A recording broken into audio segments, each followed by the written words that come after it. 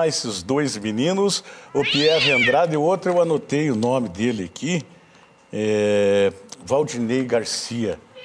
Tudo bem, meu querido? Boa tarde, Tony. Eu só vou dar um pitaco aqui e daí vocês tocam o programa, porque Sempre, depois né, vocês Valdinei? dizem Sempre, que sou eu que atraso. Todos nós estamos falando que o Rio Branco não se classificou por conta de um gol. Não foi por conta de um gol. Foi por conta de um gol na partida, mas foi por conta de tantos gols que o Rio Branco tomou durante a competição. Isso que o Felipe foi um dos destaques, poucos destaques desse time. Porque senão nós teríamos levado um balaio maior ainda de gols, porque esse rapaz fez algumas defesas difíceis.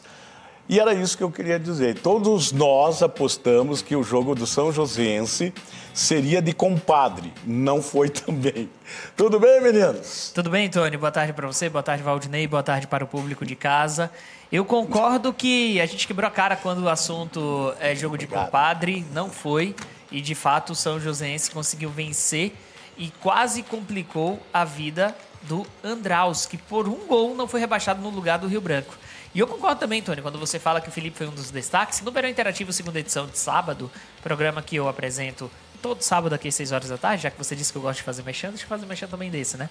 Claro. Eu comentei isso no sábado passado, que o Rio Branco chegou à última rodada e foi rebaixado faltando um gol de saldo, e o cenário não foi pior porque Felipe foi um dos destaques do clube durante o Eu estava Campeonato até Paranaense. assistindo, por isso que eu repeti. Aí, ó, obrigado pela audiência, Tony. Audiência qualificada. E eu acredito... A cabeça dele não ia sair isso. Como é que é? Por causa da cabeça dele não sairia. Totalmente diferente. E, de fato, o Rio Branco não se manteve na Série A do Campeonato Paranaense, por quê? Tomou goleada da equipe do Atlético, tomou goleada do Coritiba, tomou aquele segundo gol do São Joséense. Se não tivesse tomado aquele gol, não teria sido assim. Maringá, enfim, foram vários tropeços do Rio Branco durante o campeonato. E esses tropeços é que resultaram, então, no rebaixamento, mais uma vez no rebaixamento do Rio Branco na Série para Hoje a Série vocês não Prata. podem brigar, né? Só tem o microfone.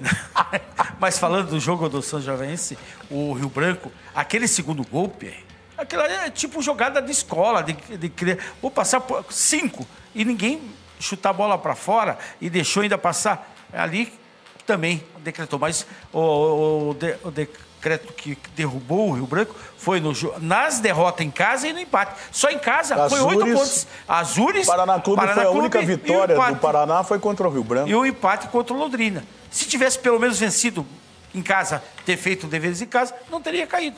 Agora tem que juntar os cacos, ver como vai ficar daqui para frente, porque não adianta, não vai aparecer o culpado. Marcos Amaral? Alguém sabe dele? Só da última entrevista dele do jogo, só depois não... Ele não falou mais. Não falou mais. Vai ter uma reunião com a diretoria, comissão técnica, jogadores, para ver o quê. Porque tem aí, Pierre, tem a Copa Paraná, que dá uma vaga... Taça ou Copa? Taça Paraná. Taça Paraná tem uma vaga na Copa do Brasil, mas é para atleta sub-23. Mas aí também depende de outros clubes aceitarem, tá? Porque a gente já teve a possibilidade da Taça Paraná em anos anteriores, ela não saiu do papel porque teve pouca aceitação dos clubes. Acho que, se eu não me engano, precisa ter a participação de 4 clubes da Série A do Campeonato Paranaense, mais 5 ou 6 de outras divisões, algo do gênero. E se não tiver essa aceitação, não vai ter. Então, no mínimo 10 equipes. Pois é, e aí tem que essas equipes aceitarem. Mas tem ainda um campeonato sub-20, né? Estadual. Esse campeonato, ele existe, né? Mas nós não temos É obrigatório, Sub-20 e, se eu não me engano, sub-17. Ele já existe. Nós temos sub-20? Por enquanto, não. Mas o Rio Branco vai ter que ter. Tem que ter, porque quando você disputa a primeira divisão do Campeonato Paranaense, você precisa disputar de pelo menos mais uma outra competição. Porque daí já saiu uma base pro ou vai para sub-23 ou vai para sub-20. Exatamente. E o Rio Branco busca fazer esse trabalho, mas primeiro tem que acertar. Se Amaral fica, se Amaral vai embora, se tem alguém em Paranaguá que vá pegar o Leão da Estradinha. Tem que resolver também o problema da SAF, que não está resolvido nada ainda. Tem tudo isso. O Passarinho me contou que a família do Amaral também está cobrando dele muito. Ele faz praticamente quase um ano que ele não tem saído com a família. Então a família, não sei se não quer que ele Mas essa é a opção de quem trabalha com futebol profissional. Então. Mas é complicado. A situação do Rio Branco se resolve essa semana. Tem que ver realmente se vai ter continuidade ou se vai ter alguém em Paranaguá. Eu acho que ele usou da melhor das boas vontades dele, só que o time não se encontrou em campo. Não adiantou. Não se acertaram em campo. Eu nem sei como é que ganhou essa partida de 3-1 e cabia mais para cima do Cascavel, porque o Rio Branco acabou dominando o jogo. E foi um dos poucos momentos aí que o Rio Branco se acertou dentro de campo, porque no campeonato os jogadores não se encontravam em campo, é uma coisa estranha, né? E, Tony, até para que o Rio Branco possa já trabalhar a sua continuidade, pensando em 2026, o Amaral precisa vir a público e falar o que ele planeja. Antes da situação de rebaixamento, ele tinha dado a palavra dele que ele não sairia do Rio Branco. E eu acho muito importante que ele permaneça. Esse lance aí, eu fiquei com a sensação de que o jogador lá em cima estava impedido na hora. Mas por pouco, hein? Teve um e esse daí também, né? Mas não dá pra reclamar, né, Tony? Não adianta, né? A gente não pode ficar aqui reclamando um gol perdido, um gol não feito, um gol anulado, sendo que o Rio Branco teve um campeonato inteiro pra fazer gols e não fez. Vamos para as telas então, Tony? Vamos. Vamos para as telas do Campeonato Paranaense. Temos aqui, ó. Então temos esses resultados. Algum resultado aí te chamou a atenção, Valdinei? Não, todos foi o resultado do São Joséense. 3-1 no Andraus, e como todo mundo não acreditava. Achava que os dois iam ficar no empate. Quando o Andraus fez 1-0, eu falei, já começou o negócio. Mas São Joséense venceu 3-1 e também teve gols para fazer e não fez. E até poderia salvar o Rio Branco agora, como você falou. Leite derramado, deixa para lá.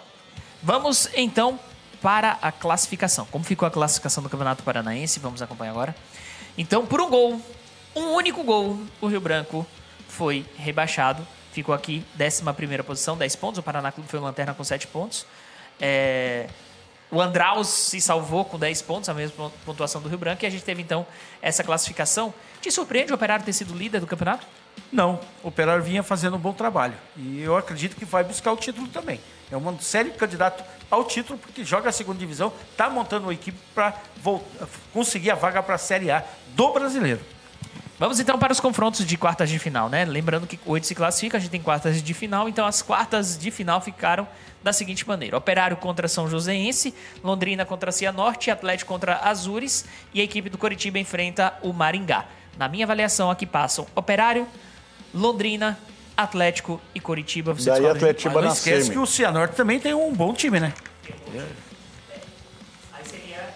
Aí seria semifinal, Tony. Aí seria, de fato, o Atletiba na semifinal, se as duas equipes passarem de fase.